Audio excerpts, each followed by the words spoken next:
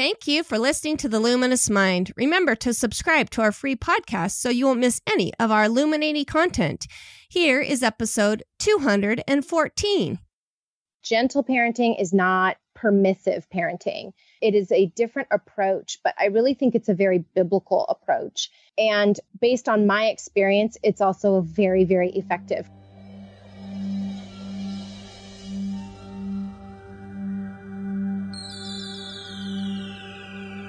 Benjamin Franklin once said, "Do not curse the darkness, rather light a candle instead."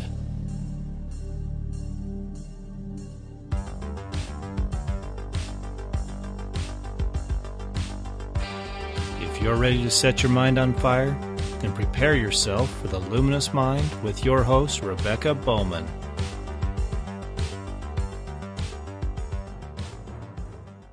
Today's fire starter is Amber Lia. Amber is a former high school English teacher. She is a work-at-home mom with 4 little boys under the age of 10. She and her husband, Guy, own Storehouse Media Group, a faith and family-friendly TV and film production company in Los Angeles, California. When she's not building sandcastles with her boys on the beach or searching for Nerf darts all over her house, you can find Amber writing to encourage families on her blog at Mother of Nights. Welcome, Amber. Thank you, Rebecca. I'm so glad to be here. This is one of my favorite things to do is have conversations about these really important topics like anger and parenting and faith. That's awesome. I'm really excited to learn more about how you encourage families as well. She's got 2 books. One's Triggers, which the subtitle is Exchanging Parents' Anger and Reaction for Gentle Biblical Responses, and how that worked into your latest book, which is Parenting Scripts. And the subtitle for that is When What You're Saying Isn't Working, Say Something New. These sound like 2 amazing books. But before we get into any of that, can you please tell our audience a little bit more about yourself? Yeah, I am a Californian born and raised. In fact, my boys are 4th generation Los Angeles. Oh, wow. Yeah, my husband, also native Californian, grew up in San Diego area. We are coming up on our 12-year anniversary. And I started out as a teacher and loved my high school students, my middle school students.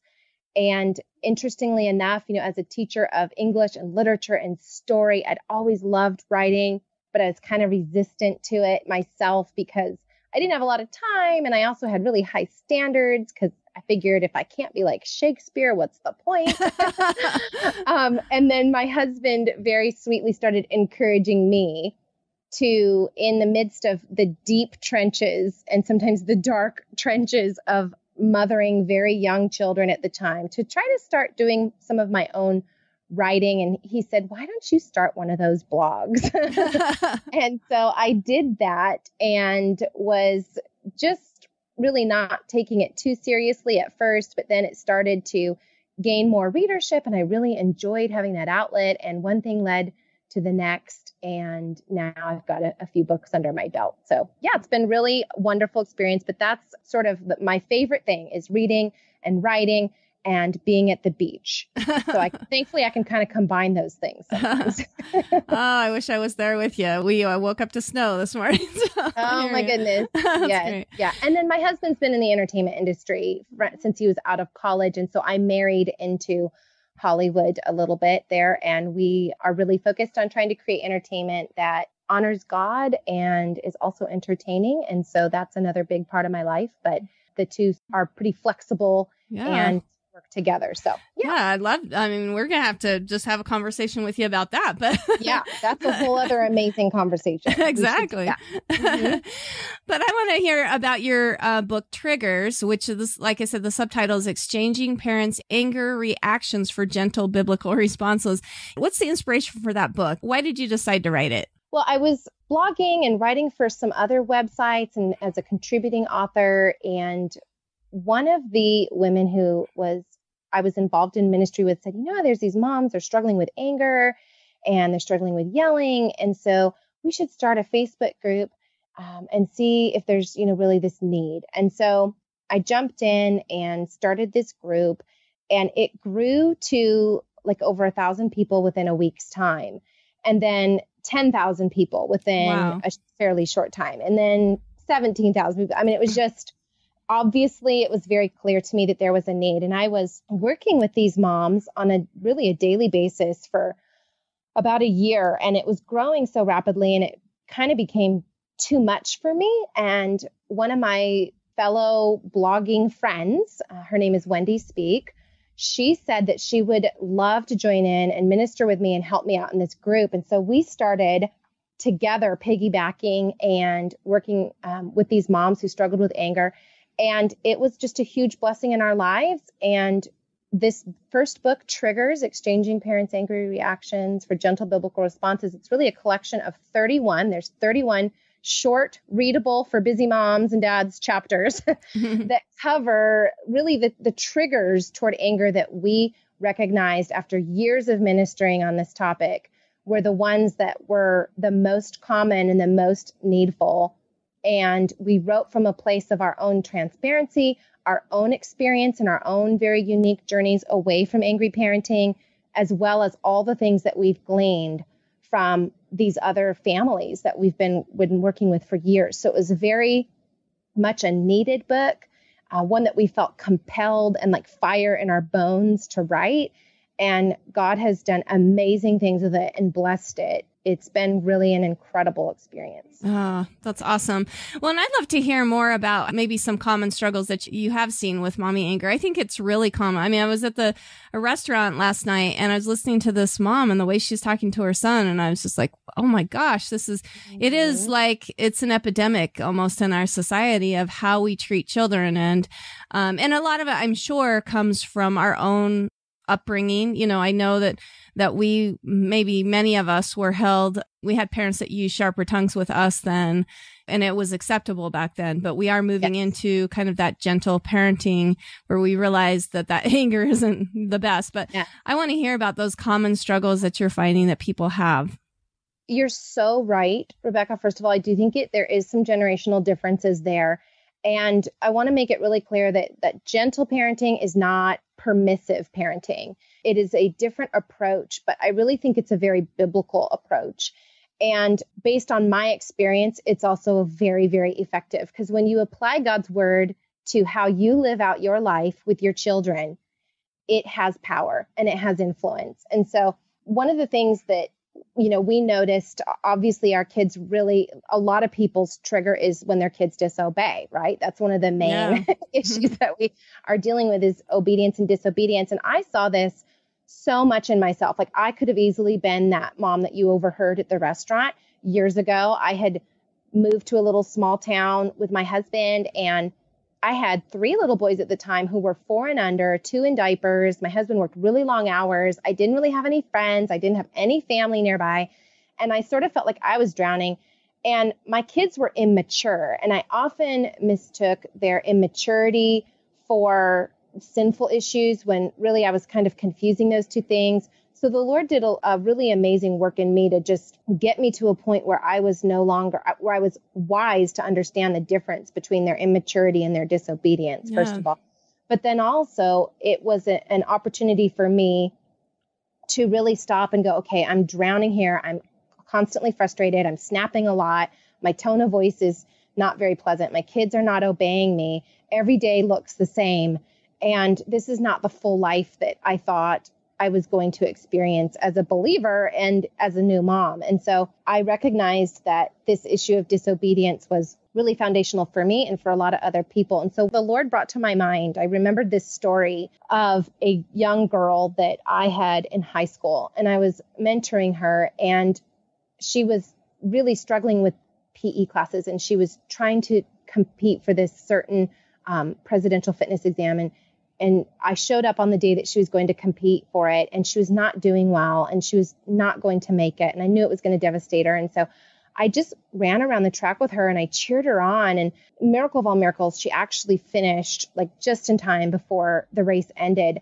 And her mom wrote to me years later and just said that was like a turning point in her life because she had been so discouraged and defeated just in many areas of her life, and that someone would take the time to just kind of coach her through that one moment even is what it took for her to be successful. And so I started to think about that young lady after her mom had sent me this email, and I have all these little kids that are surrounding me. And I thought, you know what? I was willing to like be encouraging and coach my student through this experience, but I'm not willing really to coach my children. I'm just reacting to their disobedience. I'm yelling, I'm angry, I'm upset.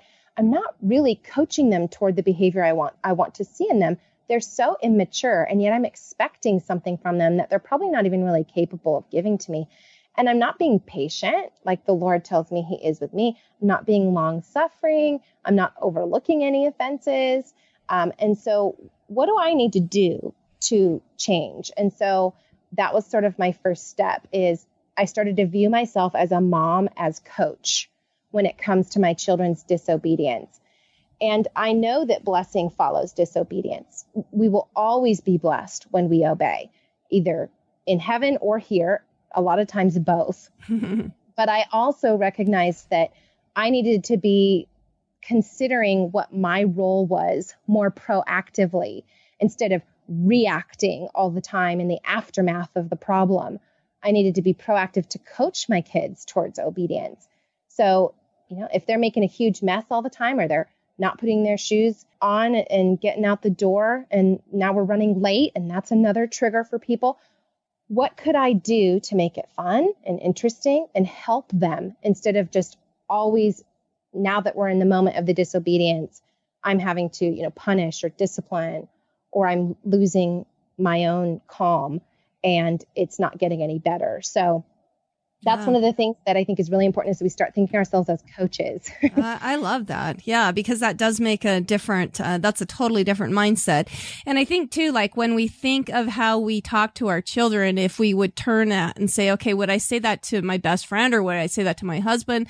I think that even the way that we speak to them speaks so much. We almost encourage that disobedience. And I was just, kind of coaching a friend basically on lying. She finds her daughter lying to her a lot. And I'm like, well, I wonder sometimes too, if our own reaction makes them behave that way. Do you know what I mean? Like they're scared to tell us things because maybe the way that we react. And so, yeah, I'd love to hear, kind of your thought process on that, and how I love your own story of how you kind of change that mindset of coming to a coach.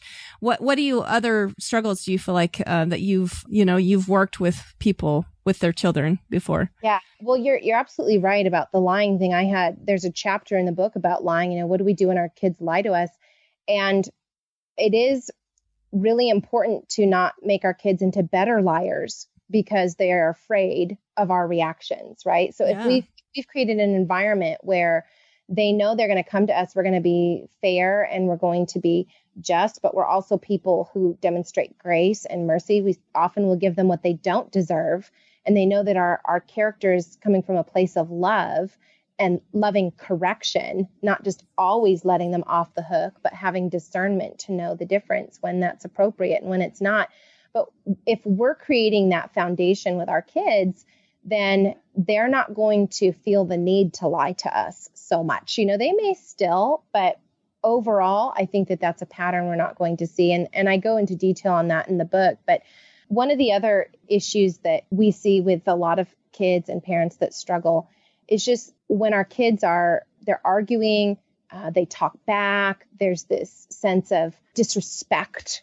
And actually in my second book that you'd mentioned, Parenting Scripts, when what you're saying isn't working, there's a chapter there about what to say when your child argues and talks back. And Parenting Scripts is really like, here's some very specific things that we actually say in the moment. And maybe it'll jog some ideas for you, how you could use the same script or come up with one that fits your own family dynamic. But when children are arguing and talking back, they often feel like they don't have control and they're trying to get their words out and they want to be heard.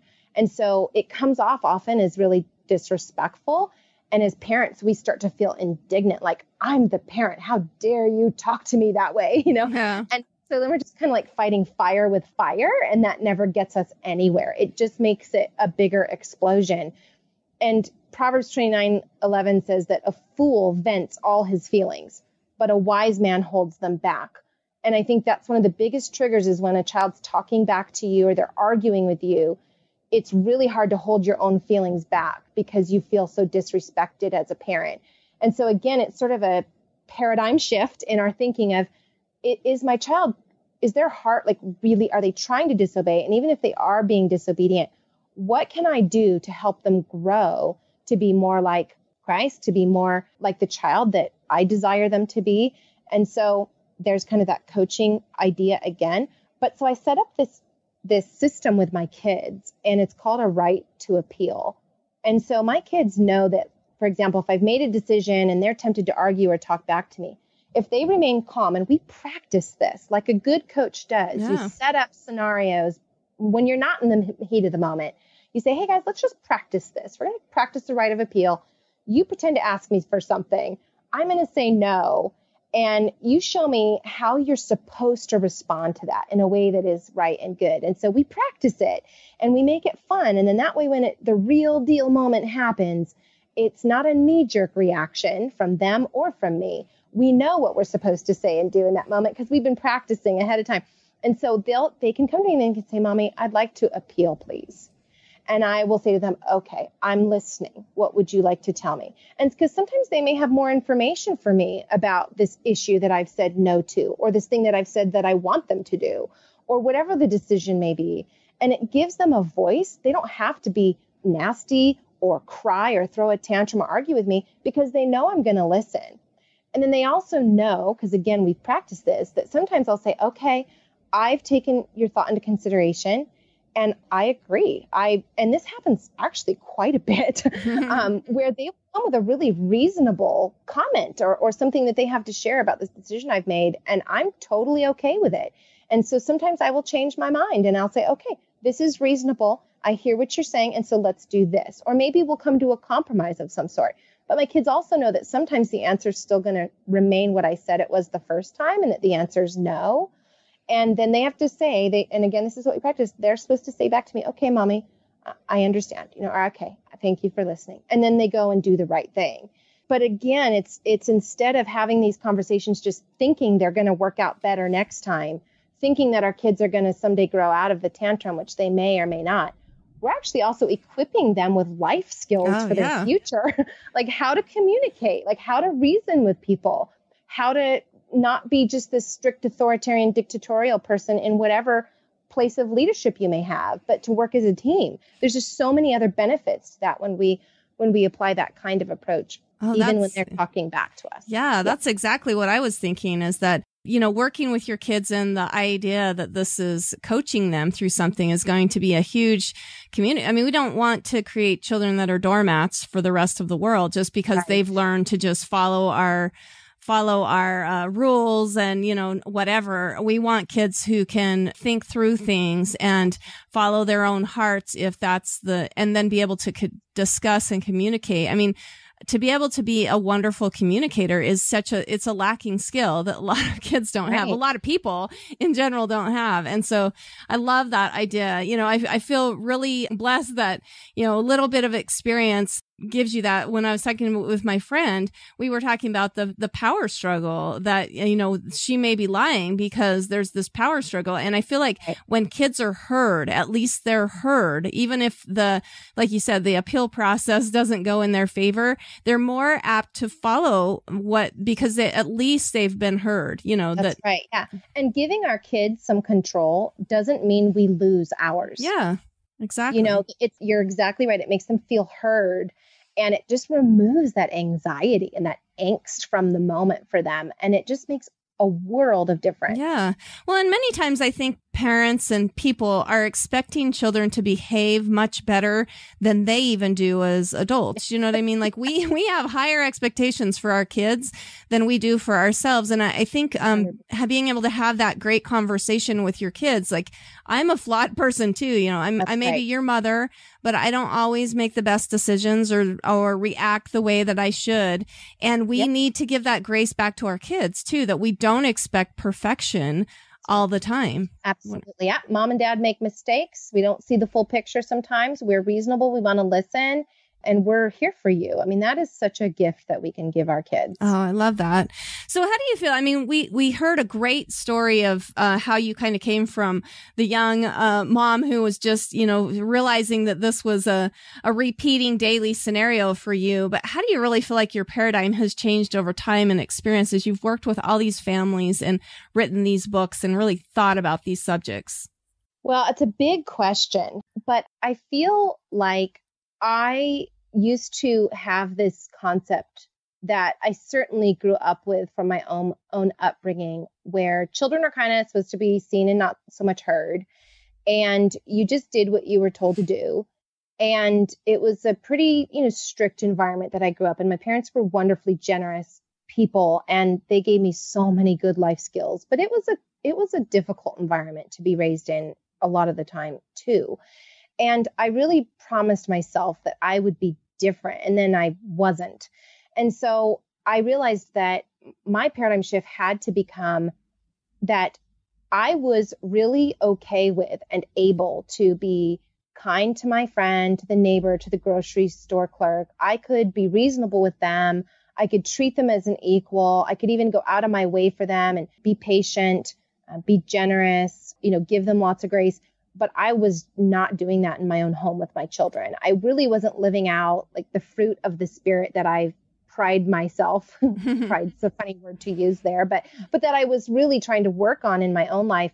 I didn't apply it to my kids. Like I just wasn't living out like the daily, the character qualities that I wanted to grow in myself, that I wanted God to grow in me. I was not modeling that toward my children very well at all.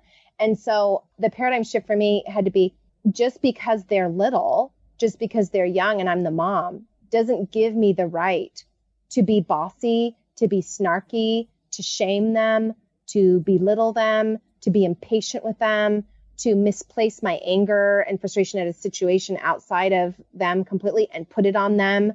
It didn't give me the opportunity to treat them as if they were less than. And I shamefully felt that for quite a while. And it was really good because I realized that, that my enemy, Satan, was trying to make me feel shame. And God was just simply trying to convict me to catapult me towards spiritual growth. And so when I started applying that to my relationship with my children, everything changed. And I look at them now not as people that are just supposed to become obedient and do what I say until they're adults and they're out of my home. It's really about loving them and treating them the way that I would want to be treated myself and putting myself in their shoes. I wasn't really doing that before.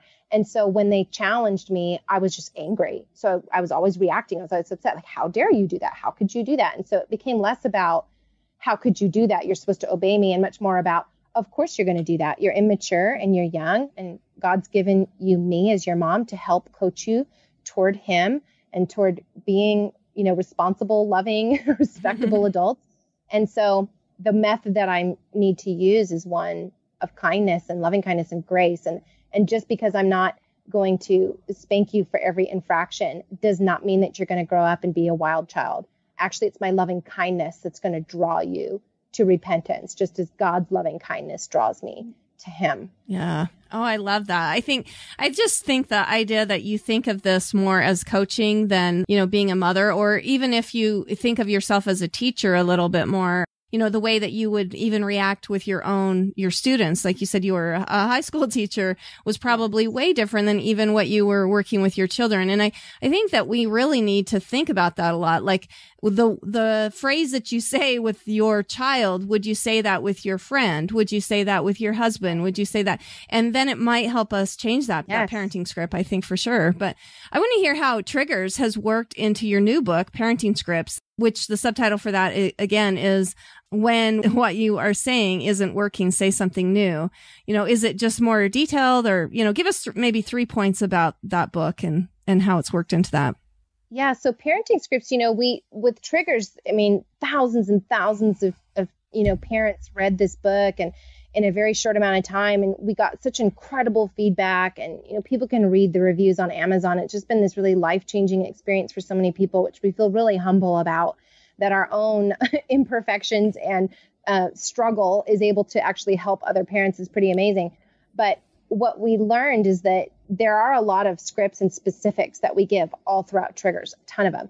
But people, we still want and needed more. And, Wendy and I always say we could have written Triggers 2 and Triggers 3 because there's, so many different kinds of triggers.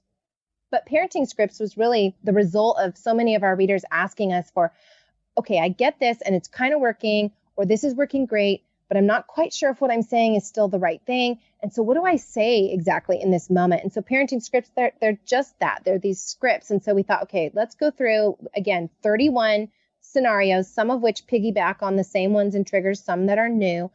And what are the things that we are saying that are not effective or that are not building our kids up or not good coaching things? And what can we replace them with that's new, that's going to be much kinder, much gentler, much more effective, and really, again, coach them toward better behavior.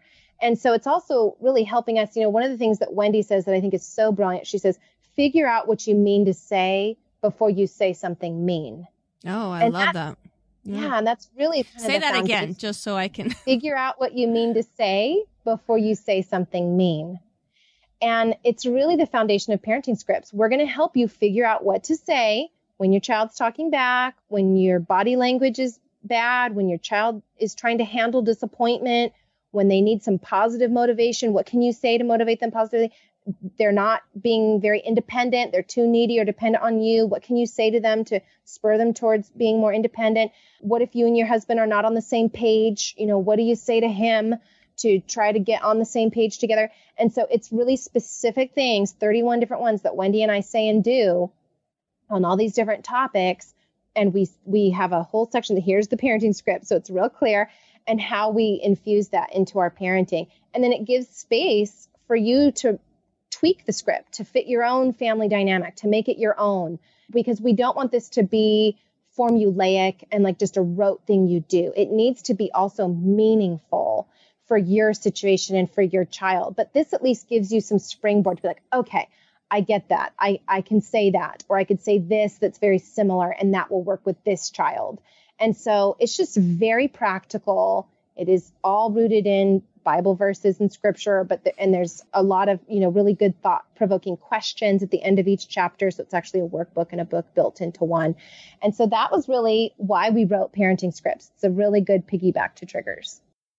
Before we go on, please listen to this message. If you enjoy this content, you can help us with as little or as much as you'd like over at patreon.com/theluminousmind. These funds help us to continue producing illuminating content with needed equipment and resources to spread the message of changing the paradigm of education. We appreciate all the ways our listeners help us continue this effort through patreon.com/theluminousmind. by expanding exclusive content, giving away gifts, and giving patrons first seen products on patreon.com/theluminousmind.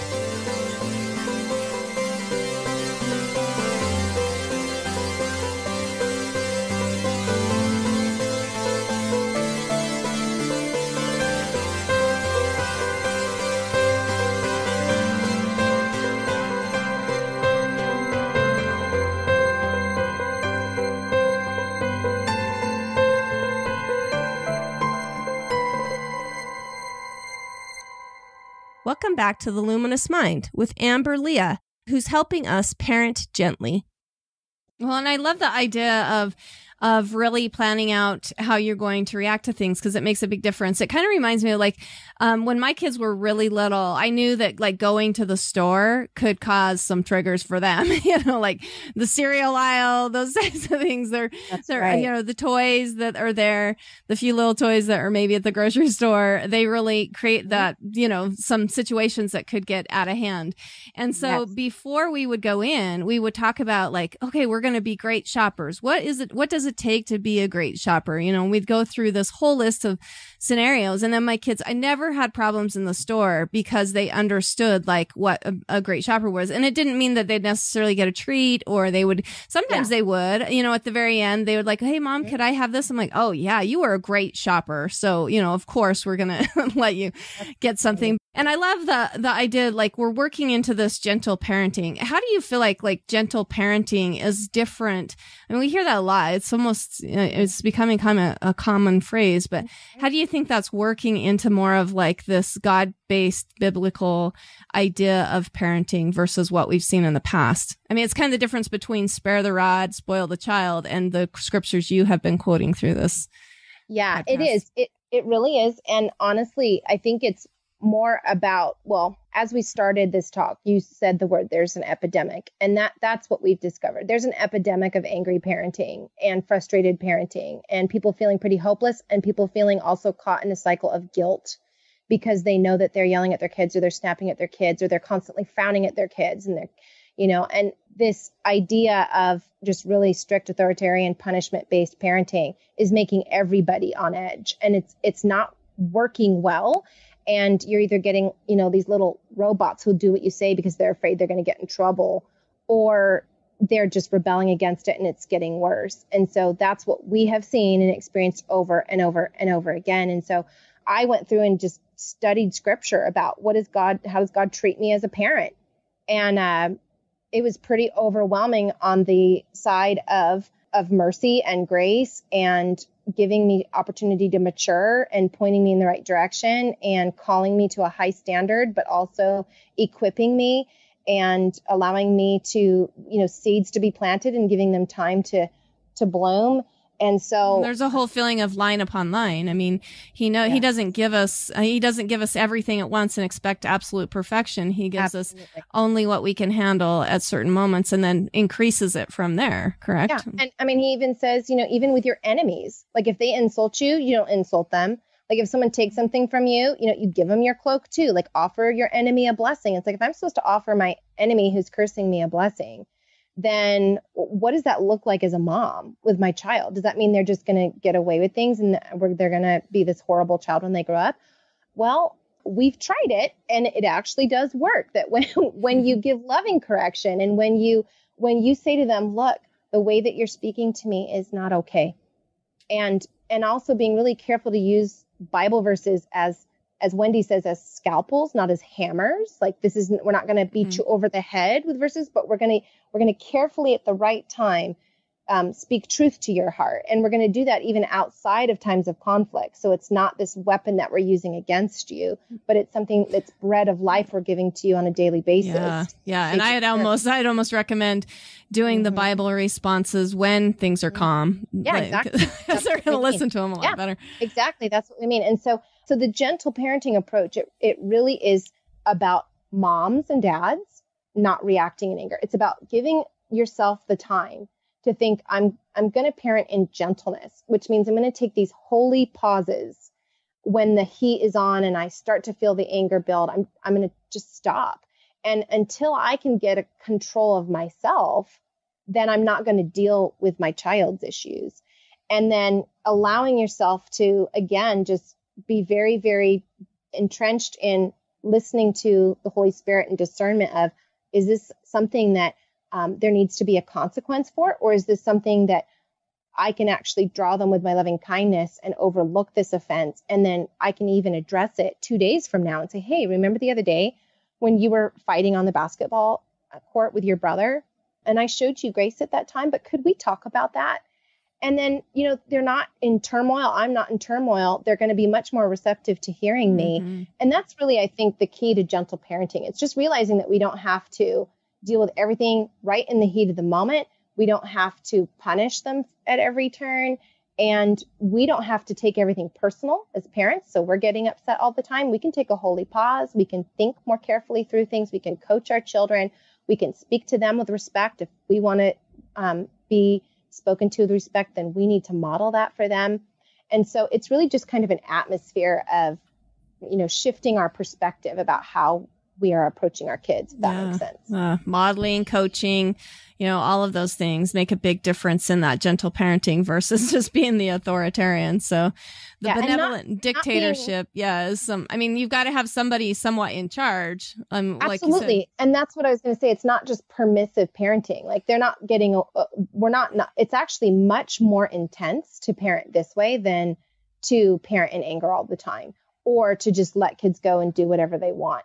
This is really about, if my child has an issue with hitting or with taking something from their brother, or if it's an older child, a teenager who's just really lazy and not being responsible, then this is, again, a good coach isn't going to just lambaste them every time they fail. They're going to set up opportunities. They're going to coach them. They're going to teach them. They're going to talk with them. They're going to train them. And that's the daily stuff of parenting. but it's when you look at it like it's your job, because it is, where you say, okay, this laziness is an issue with my preteen and they're not doing their homework. So I'm going to talk with them about it. What do you think, son or daughter, that is the issue? What is your reasoning behind not doing these things? I really want to listen and hear what you have to say.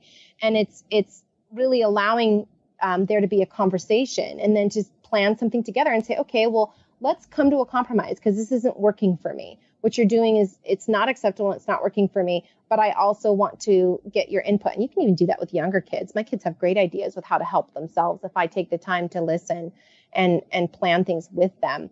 And so it's just really, it's not about permissive parenting and letting them get off the hook. It's just a different approach. It's not in the aftermath of conflict, always trying to teach a lesson or punish them all the time. It's a more proactive approach on the offensive side. Yeah. Well, and when I was reading parenting scripts, I really found a lot of beneficial application for my own personal life. I really think it's a workbook that helps you be able to look at your own self. And that goes back to that modeling and that coaching, how am I going to do a better job at this? And that is an often very reflective approach to how you handle things, because, you have to be well on your insides to be able to project what you want to. Is that? Absolutely. The foundation for both books is, this is not about fixing our kids. This is about our personal journey, our reactions, the things that we plan, the things that we focus on ourselves first, and then our kids are going to benefit as a result of that. And that runs throughout both books from start to finish. And it really is about allowing God to transform you as the parent first and foremost. And then the kids are going to benefit from that. They're going to see that. And we talk very transparently about how to do that and what that looks like.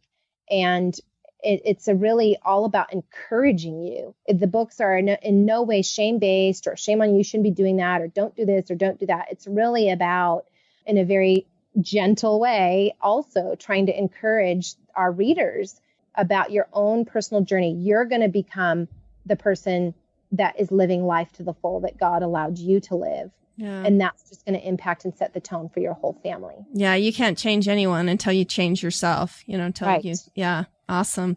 Well, and I mean, we've kind of talked about the feedback that you've gotten. I mean, this has been a wildly popular idea and concept. Let's talk about maybe some of the mentoring that you guys do and what you have learned from that. Well, Wendy and I, we both, in our Gentle Parenting with Amber and Wendy Facebook group, it's a private group for moms specifically. We are in there every day answering questions. We're posing scenarios, things that people are struggling with and how we would approach it. And a lot of times it's just little snapshots of our daily lives and what we're continuing to deal with, because Wendy and I have not arrived. We still have little kids and we still are dealing, and some of them are preteens and teens now as well. And so we run the gamut, and I have a 14-month-old. So we've got them from real young to the, entering high school ages. And so we're giving little snapshots of our lives. And I think that's the best way to mentor anybody, is just to share your life with them and your struggles. And so Wendy and I do that together in that Facebook group regularly. And we both have our blogs. So, by virtue of just writing articles and things that are meaningful to us, people can read those and search for topics there. And then I actually do offer some coaching one-on-one over the phone for people. It's actually, the page is down on my website right now because it's being remodeled, but you can email me and inquire about that too. Because sometimes people just really still feel stuck. They just need to talk, voice to voice, and share what they're going through and get some specific insight. And so I love doing that as well. And Wendy and I speak all over the country. We travel, and that's our favorite thing, is being able to go to churches or small groups or retreats and share our hearts and have some good face-to-face time. We just had a dinner actually in Colorado Springs with a group of about 20 moms that had a book club, and a few others that were just in the area that are readers. And it was just a beautiful evening together. We just got to share and mentor each other sort of informally over an pasta. So there's lots of ways to get to us. And of course, the books. Yeah. Often my sister and I talk about how, back in the old days when you had aunts and grandmas and, everyone living really close, there was this camaraderie where you were, am I saying that word correctly? Yeah. But where you were able to really pick each other's brains, to be able to mentor each other, to be able to do those things. And I think, Facebook is wonderful for that in that, we talked about this before, that these Facebook groups where they're closed and stuff, there's a lot of authentic conversation that can happen, but to really view each other, like you said, face to face sometimes, that is such a help. And I so appreciate what you're doing for other people, because I think that a lot of us are, because of our distance, and we don't have aunts and grandmas and everybody all over with us anymore. We have moved and we're spaced out a little bit more. And so what a needed thing to have happen. That's great. Yeah, you're so right. There's been a shift, I think, generationally, that we're just not mentoring one another in ways that we used to. And this social media platform amazingly has been that. And believe it or not, the relationships are close. Some of these ladies have been with us for years, and they are like sisters to us. That really can happen even in a Facebook group. Yeah. Well, I love the grandma's advice. Grandma's advice is always like, this is just a phase, I think when you put it in that perspective, that a lot of times we realize, that's just a developmental thing with our child. And we don't take it so seriously. Why is my 3-year-old lying to me? It doesn't become like, is she going to be a criminal? No, it's just a phase. So true. It's just a developmental thing for sure. But so what do you feel like have been really important habits in your own personal life to help you be more successful in maybe not being so triggered? Number one for me is having some quiet time to myself. And that has looked different at age and stages of my kids' lives. When I had little babies and I was not getting good rest during the night, it was not getting up early in the morning to just get a few things done, have some time to pray, have some time to read my Bible. That was saved for, afternoon nap time or sometimes before bedtime when the kids were down. And so whenever you can really take advantage of that time, I think is best. And that I think does change depending on your chapter that you're in life. But I do love to wake up early. I've disciplined myself. It is a discipline. It's not like I'm just this happy-go-lucky, naturally morning person, but I do find that the morning time is the best time for me. And so that was really the number one thing, is that I protected that time to wake up, to read a verse. And it's not like I had to even focus on 20 different things, but if it was Proverbs 19:11, a person's wisdom yields patience. It is to one's glory to overlook an offense, to be slow to anger. I would just take that one verse and focus on it for a month. And I would just pray and ask God to help me live that out, and how to apply it creatively, to even apply that creatively with my children. And so it was really just having that time to be undisturbed. Yeah. And I think you can train your kids for that, because I said, like you said before, like sometimes I've heard moms say, well, as soon as I'm up, my children are up, which is true, especially when they're little. Yeah. And, but we always did an afternoon thing, like at 3:00 I would, and that's a good time to watch VeggieTales or something for them. Right. But absolutely, it's, even if your kids have stopped napping and stuff like that, they understood that from 3 until 3:30, maybe even 4 was mom's time by herself, where I needed to have like my own learning and my own growth. And so really make that a priority. That would be my advice for it. For 100% agree that kids can learn, and our kids do that too. They know when I'm doing certain things, I'm not to be disturbed unless somebody's, fingers hanging off. And so, which with 4 boys is a very reasonable scenario at any given day. But so that's, I think, very, very important. And then also just being willing to be transparent and talk with somebody else that's a mom that's trusted, or come into a group like this where you aren't afraid to say, look, I'm struggling. I need some help. It's okay that I'm not perfect. There's all these other women, I'm very transparent about my struggles and what I've done and what I'm going through now. And if I can do it, you can too. But that was really helpful for me to just even acknowledge without shame that this is something I'm dealing with, and I need some help and I need ideas. And so that was also really pivotal for me, was to not feel embarrassed, but to just own it. And then that gave God the room to help me transform. Yeah. Well, and I think that's really helpful with my own children. When I've been transparent with them that I'm not perfect, then it helps them. Like I said, there's less lying. There's more cooperative, they're more cooperative, those types of things. We're not meant to be perfect. I think that's a big, that's the adversary's tool, that he wants to try to make us feel like we have to be. And that's not why we're here. That's why we have the grace, of Jesus Christ. And that's right. So awesome. Yes. Any other habits? I keep cutting you off. Okay. So ask me again. You're looking for habits? Yeah, maybe. We've talked about. I do. Yeah. Okay. So another thing that I do, and I say this a lot, is I'm a visual learner personally. So I write things out and I put little note cards up of a verse, or even just a saying, like figure out what you mean to say before you say something mean. Or if it's something I'm trying to work on with my kids, like I'm trying to get them to, not be such a tattletale. And one of Wendy's scripts is, you do you. So you don't worry so much about what other people are doing, but you do you. You be the example. You step up and do the right thing yourself. And so maybe it's, putting one of those statements on a note card, one of those scripts, so that I have it, in front of me, and visually I can, recall it quickly because I'm seeing it. Maybe it's on my dashboard in the car, so that's just a really practical thing that helps me. Sometimes I'll set a reminder on my telephone, to pop up and remind me of some kind of a truth or a thing that I'm trying to practice with my kids. So that's very helpful too. And really, it's just a matter of making a choice and a decision, because so many habits are just knee jerk. We just default to them. And you really just have to come to a point where you decide, I'm making a choice to not continue on this path. I'm making a choice to go in a different direction. And I'm going to have to make that choice sometimes many times a day until it becomes a new habit. Mm-hmm. Yeah. That's very true.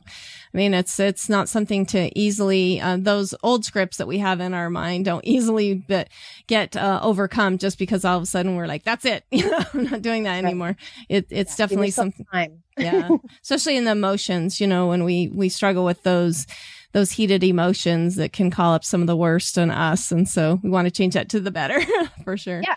And don't be afraid to, in the heat of the moment, like if you've made a decision, I'm going to not snap at my kids, impatiently anymore. And then you're like, oh, shoot, I can feel and hear myself doing that. And I just said I wasn't going to do that anymore. It's okay to stop and let your new habit be, I'm sorry, I should not have said that like that. And just let that be even your script in that moment. It's not necessarily just not doing the wrong thing, but stopping mid wrong thing or at the end of the wrong thing, being humble to say, okay, that's not the person that I want to be toward you. That's not the mom I want to be toward you. I'm sorry. And so even coming to the point where that's your new habit for a while, so that you're at least drawing attention to yourself that you're trying to break that habit. That's okay too. Yeah. Give yourself some grace. Well, and that goes back to that coaching and modeling that we talked about before. And that teaches our kids so much about being able to own it and coming to that. I mean, wonderful things to talk about. So good. My kids are so good at apologizing. Like they just have, because I actually talk about that too in the book. It doesn't look like making excuses as part of the apology. Like I go through the specific process of how to apologize well in parenting scripts. And my kids know that they don't come and say, I'm so sorry, but I was just mad and I this and he did that. And then we're like rehashing the argument. It's just what I did. You take ownership for your part. What I did was wrong. I'm sorry. And then we can heal, we can move forward. So, but because we as parents learn to do that with them first, it started with me saying that to them. They've learned to not make all the excuses as part of their apology, to really own it, to be real, and to just say, I'm sorry, Mom. And they don't feel any remorse or shame in that apology. They're ready and willing to do it. And it makes our whole relationships healthier. Yeah. And what a needed thing in our society anymore to have people that apologize and don't make excuses. I mean, we see that all over. There's plenty of people that want to make excuses. So right. Awesome. Well, I would love to hear maybe what some of your long-term goals are and the legacy, how that works into the legacy that you hope to leave.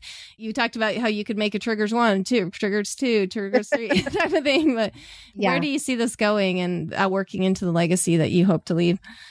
Well, as far as the legacy goes, I mean, my kids, it sounds cliche, but they're it. Like, I really hope and pray that my legacy is that my kids look back one day and say, my mom was not perfect, but she loved us and she had a light in her and she tried to do things that were meaningful and that impacted the world around her for good. Like, I just really want that to be my legacy. And I want them to be people that have a gift or they see a need and they give it their all in order to glorify God. And so I feel like I'm prayerful that my example is going to leave that kind of legacy with them. But I also kind of feel like I could die happy right now because I didn't expect that these books would have such the impact that they've had on my own life, just learning through it. I mean, this is just my journey and how thankful I am that God has allowed me to be transformed and to still be in progress, but to not be where I was in any way, shape, or form. And so to me, I feel like I've reached that legacy. But at the same time, my husband and I are working on another book together right now. And so I can't tell you what that's about yet, but that will be another, I think, really, really impactful book for couples. And then as far as the future goes, I really just want to live one day at a time because I tend to get ahead of myself. I'm definitely a planner and a goal-oriented person. So my prayer is that I will just continue to steward these books really, really well. I don't think they've really scratched the surface yet of impact they could have on homes. And so my prayer is that I'll just continue to steward that well. I'd love to do more speaking because it's just so meaningful to me. And teaching is really my favorite thing. It's what I did for 10 years in the classroom. And I really love the experience of that for me personally. And then really, I think when I'm thinking about the future, a lot of it revolves around what my husband and I are trying to do in Hollywood. And so I pray that our legacy there will be that we were sort of the ones who spearheaded some really amazing faith and family content in the TV world, especially. So that's what we're working on. That's awesome. Well, and I love all of that. What a needed thing. When we look at our kids too, I mean, they really are the legacy that we can leave that no other person can. And they'll be the ones to carry on whatever we've taught them, however we've lived, they'll pick up from that. And so what a great legacy in and of itself. So before we say goodbye, do you have any maybe parting words for our listeners? And then give us your contact information, how our listeners can get in touch with you. Okay, well, contact information first. You can find me on my blog at Amber Lia or motherofknights.com. And it's Knights, Knights, like the armor, the kind that wear armor, because my 4 little boys are my knights. So Mother of Knights. I'm on Facebook as Amber Lia, and I'm also on Instagram as Amber Lia or Mother of Knights. I'm on Pinterest as well, so you can find me there. My Facebook group that Wendy and I lead to help give moms support, and the private group is called Gentle Parenting with Amber and Wendy. And we actually do have a video teaching series for both books for churches and small groups, and they're bundles that come with prayer and scripture cards and all kinds of amazing things. And you can actually get those at amberandwendy.com. And as far as my advice to parents or just my parting words is, what I began to realize when I was struggling with this topic was that my life was short and that my kids' lives were going to be short. And I didn't know what a day would bring. And I just got to the point where I didn't want today to look like yesterday and all of its heated anger and frustration. So my advice to you would be, don't waste another moment. Take advantage if you sense that, God is speaking to your heart, that you need some change. take advantage of resources, take advantage of Facebook groups, listen to podcasts, talk to a pastor at your church, whatever it may take to start that shift, but don't waste today being angry. I love that. And I was thinking earlier when we were talking about what repentance really is, and it's not for the person who, repentance happens and it's such a life-changing thing because we first acknowledge where we've made the mistake. And then it allows us to continue asking those questions of how can I be a better person?